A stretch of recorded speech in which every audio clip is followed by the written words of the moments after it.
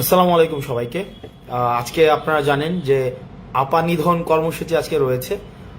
আপা নিধন কর্মসূচিতে আপনারা স্বতঃস্ফূর্তভাবে বাংলাদেশের বিভিন্ন জায়গা থেকে ইতিমধ্যে আপনারা জানেন গত দীর্ঘ এক যুগের বেশি সময় বা দীর্ঘ দেড় যুগের কাছাকাছি আমরা দেখেছি যে বারবার বলা হতো যে দেখা না দিলে বন্ধু কথা কইও না, দেখা না দিলে বন্ধু কথা কইও না। তো যারা দেখা না দিলে বন্ধু কথা কইও না বলতো, আজকে তাদেরকে আমরা বলছি যে আপনারা একটু দেখা দেন প্লিজ, আপনারা একটু কাইন্ডলি একটু দেখা দেন। আপনাদেরকে দেখার জন্য বাংলাদেশের প্রত্যেকটা মানুষ আজকে রাস্তায় নেমে আসবে। আপনারা একটু দেখা দেন, আপনাদেরকে আমরা একটু দেখতে চাই আপনারা আসলে কোন জায়গায় আছেন।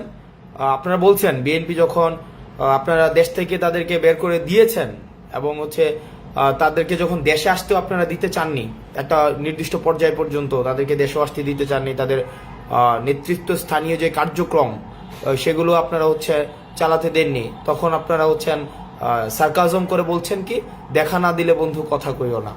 তো আপনারা আজকে বিদেশে বসে বসে দেশের বিরুদ্ধে আজকে পরিকল্পনা করছেন, প্ল্যান করছেন আপনারা দেশের বিরুদ্ধে।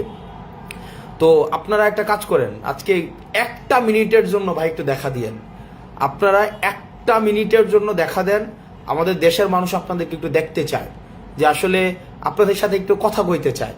আপনারা দেখাও দিবেন, একটু কথা কন প্লিজ। রাস্তায় নেমে আসেন, রাস্তায় নেমে আপনাদের সাথে আমরা একটু দেখা করতে চাই। যে আপার যেই বাহিনীরা আছে আপনারা একটু রাস্তায় নেমে আসেন, আপনাদের সাথে আমরা একটু কথা বলবো, সামনাসামনি কথা বলবো। দেখেন এত সহজ না ভাই, বিদেশে বসে বসে আপনি পরিকল্পনা করবেন। একটা জিনিস মাথায় রাখেন, যারা এই গণ অভ্যুত্থানে এসেছিল তারা আপনার প্রতিষ্ঠিত একটা বাহিনীর বিরুদ্ধে, একটা বাহিনীর বিরুদ্ধে আপনার কথা বলেছে, একটা প্রতিষ্ঠিত বাহিনীর বিরুদ্ধে। ফাইন, আপনি ডিজিএফআই, আপনি তারপরে আর্মি, পুলিশ, সব কিছু আপনি রাস্তায় নামাই দিয়েছিলেন, এগুলোর বিরুদ্ধে আমরা কথা বলেছি। আপনি যখন রাস্তায় এসে আপনি ভয় দেখান, আপনি কাদেরকে ভয় দেখান? আমরা পুলিশ লীগের বিরুদ্ধে যুদ্ধ করেছি, আমরা সেনাবাহিনীর বিরুদ্ধে একটা অংশ ছিল, ডিজিএফআই একটা অংশ ছিল, আপনি ছাত্রলীগ ছিল, যুবলীগ ছিল, সবগুলার বিরুদ্ধে আমরা কথা বলেছি। আমরা এগেনস্টে, আপনাদের এগেনস্টে আপনাদেরকে উৎখাত করেছি।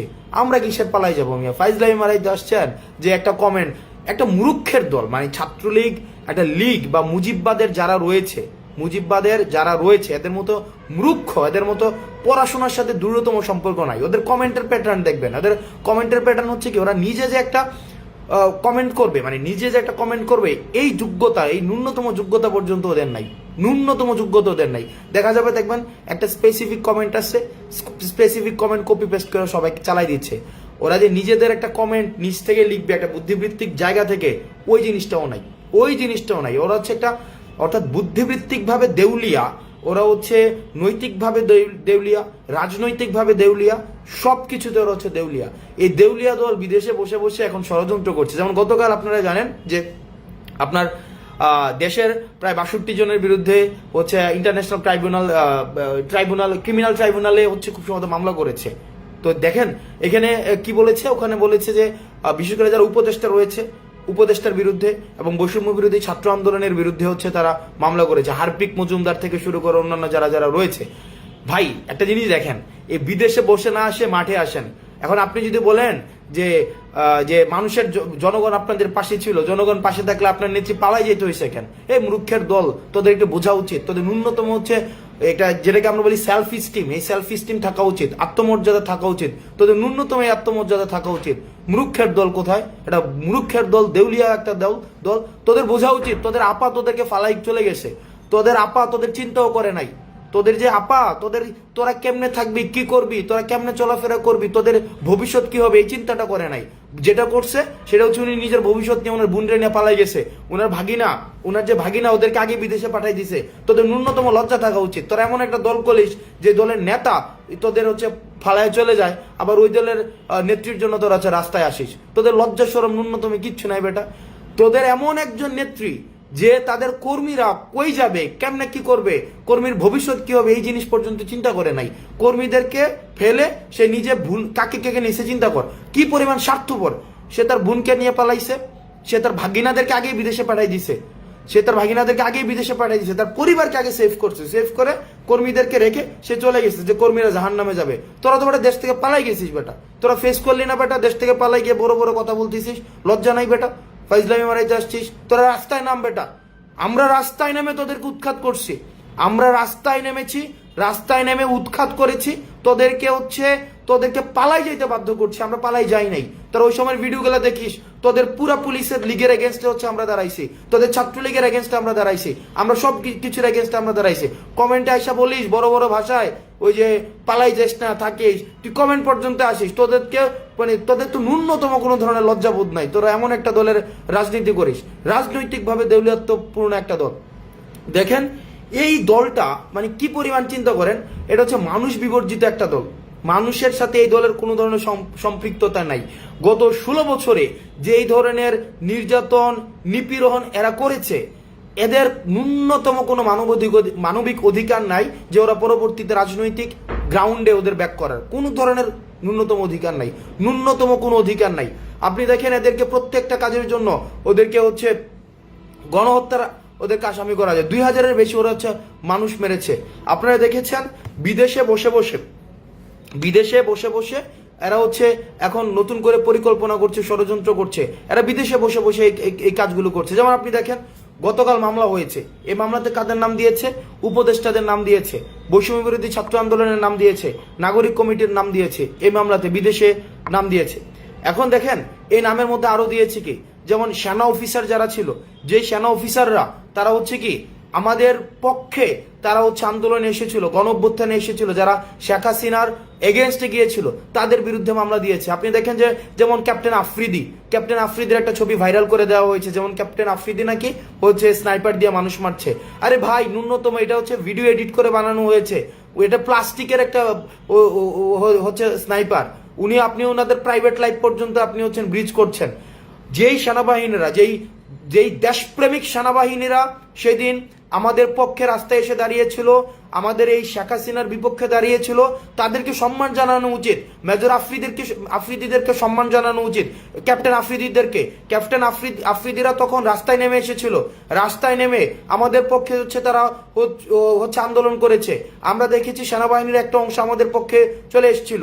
এখন দেখেন এখন এই সবার বিরুদ্ধে হচ্ছে এখন প্রোফাইলিং করা হচ্ছে, বিদেশে মামলা করা হচ্ছে। দেখেন বিদেশে মামলা দিয়ে আমাদের কিছু আসে যায় না। আমরা আপনাকে দেশ থেকে উৎখাত করেছি, যে এই খুনি শেখ হাসিনা, পারলে রাস্তায় এসে ফেস করেন। আমরা রাস্তা থেকে আপনাকে উৎখাত করেছি, আপনাকে গণভবন থেকে উৎখাত করেছি, আপনি পালিয়ে যেতে বাধ্য হয়েছেন। আর একজন পালিয়ে যাওয়া নেত্রীর কর্মী হিসেবে হচ্ছে বিদেশে বসে আস্ফালন করে লজ্জা থাকা উচিত, ন্যূনতম লজ্জা নাই। এদের সাথে আওয়ামী লীগ, ছাত্রলীগ, যুবলীগ, এই মুজিববাদী আদর্শ এবং লীগের সাথে কোনো ধরনের সামাজিক সম্পর্ক, সাংস্কৃতিক সম্পর্ক, রাজনৈতিক সম্পর্ক, অর্থনৈতিক সম্পর্ক, কোনো পারিবারিক সম্পর্ক পর্যন্ত এখন মানুষ করে না। এরা এরূপ কি পরিমাণ ওরা ইতিহাসের একদম নিকৃষ্ট, একদম ব্যাক স্টেজে ওরা হচ্ছে ওদের হচ্ছে স্থান হবে। ওদেরকে কোনোভাবেই বিচার নিশ্চিত হওয়ার পূর্বে ওদেরকে আমরা মেইন স্ট্রিমে দেখতে চাই না।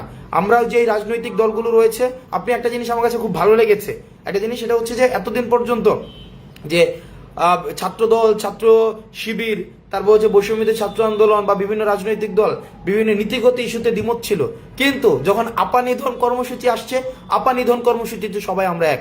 তার মানে কি ফেসিবাদের যে বিরুদ্ধে আমাদের সবার অবস্থান এক।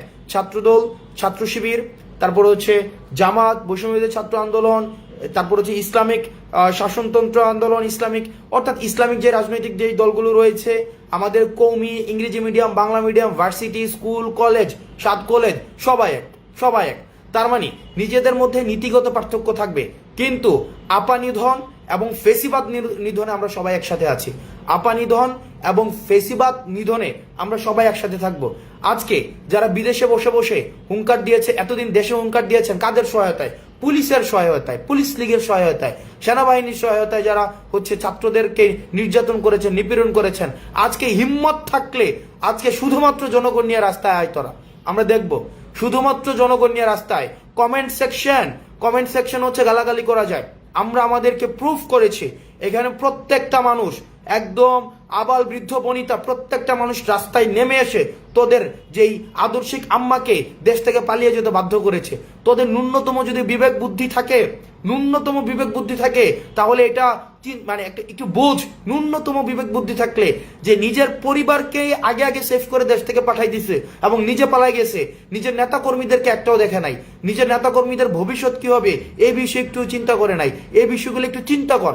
আর আমাদেরকে যে বলিস দালাল দালাল, চিন্তা কর তোদের মারা আমাদেরকে অফার করতো, তোদের যে আপা, এই আপা আমাদেরকে গণভবনে আমাদেরকে ঢাকায় অফার করতো, আমাদেরকে তুলে নিয়ে গিয়ে অফার করতো যে বিদেশে আমাদেরকে সেটেল করে দিবে, আমাদের হচ্ছে যা লাগবে তাই দিবে, আমাদের পরিবারকে সেটেল করে দিবে। আমরা তোর আপার কথা শুনি নাই, আমরা চাইলেও ওই সময় নেগোসিয়েশনে যাইতে পারতাম। দালালি কোনটাকে বুঝাস? তোর আপার সাথে ওই সময় আমরা দালালি করতে পারতাম, তোর আপার সাথে। যারা হচ্ছে ন্যূনতম, যাদের গণতান্ত্রিক আমি না, যারা ফেসিবাদের পক্ষের, তাদের সাথে তারা ভদ্রতা পর্যন্ত ডিজার্ভ করে না, কোনো ধরনের ভদ্রতা পর্যন্ত ডিজার্ভ করে না, কোনো ভদ্রতাও না। একটা ফেসিবাদের দূষরের ন্যূনতম কোনো রাজনৈতিক অধিকার নাই। সুতরাং আজকে আপা নিধন কর্মসূচিতে আপনারা আসেন। যদি আর বিদেশে বসে বসে যারা হুঙ্কার দেন, যদি ওই যে কি দেখা না দাও তাইলে কথা কইও না, চুপ করে থাকেন, ন্যূনতম লজ্জা শরম কিচ্ছু নেই বেটা। বিদেশে বসে বসে ইয়া করছিস। সাদ্দাম ইয়াতে বলতি না যে একদিন যাবে, 2 দিন যাবে, 3 দিন যাবে, সবকিছু মনে রাখা হবে। ওই বিদেশে গিয়ে পালায় মনে রাখছিস বেটা, দেশে থেকে ফেস করতি। আমরা জানি তো, যখনই জানছিস যে হচ্ছে ইয়া পতন হবে, এর আগে হচ্ছে পালাই গেছিস। তোরা তো হচ্ছে আন্দোলন ফিক্স করতে হচ্ছে পুলিশের সাথে সমঝোতা করে, পুলিশকে আগে ফোন দিয়ে হচ্ছে সমঝোতা করতে যে আন্দোলন, পুলিশ কোন জায়গায় থাকবে, তোরা কোন জায়গায় থাকবি। আমরা এগুলো জানি না, আমরা এগুলো পরে আমরা প্রত্যেকটা পোর্টফোলিও আমরা বের করেছি যে আন্দোলন, আওয়ামী লীগের সময় যে আন্দোলন হতো, ওরা পুলিশের সাথে বসে বসে আন্দোলনের হচ্ছে গতিপথ নির্ধারণ করত। আমরা সেই জায়গায় থেকে আমরা তোদের একটা সমন্বিত ফেসিবাদী শক্তিকে উৎখাত করে আজকে হচ্ছে আমরা তোদেরকে দেশ থেকে উৎখাত করেছি। আর বিদেশে বসে বসে এখানে অমিপিয়াল আর হারপিক মজুমদারকে ভর করে হচ্ছে, আর তোমাদের জাতির পিতা, নতুন জাতির পিতা, আমেরিকান জাতির পিতাকে মনে করেছো ক্ষমতায় বসাই দিবা। আওয়ামী লীগ এমন একটা জনগণ বিবর্জিত দল, যেই জনগণ বিবর্জিত দল কখনোই দেশের মানুষকে দিয়ে ক্ষমতায় আসে নাই। ওরা ভারতকে দিয়ে ক্ষমতায় আসছে, নির্বাচনের আগে ভারতের কাছে দেশকে বিক্রি করে দিয়ে ওরা ক্ষমতায় আসছে। এখন ওরা মনে করে আমেরিকাকে দিয়ে ওরা ক্ষমতায় আসবে। তোমার আপা না বলতো মাঝে মাঝে, তোমাদের আপা, যে আটলান্টিকের ওই পারে না গেলে কিছু হবে না। এখন তোমরা কি আটলান্টিকের ওই পারে তোমাদের আদর্শিক আব্বা বানাই দিছো, মনে করছো ট্রাম্প এসে তোমাদের ক্ষমতা বসাই দিবে। এত সহজ না। এই দেশের মানুষ এক হয়েছে ক্ষমতার জন্য না, এই দেশের মানুষ এক হয়েছে সংস্কারের জন্য, ইতিবাচক পরিবর্তনের জন্য।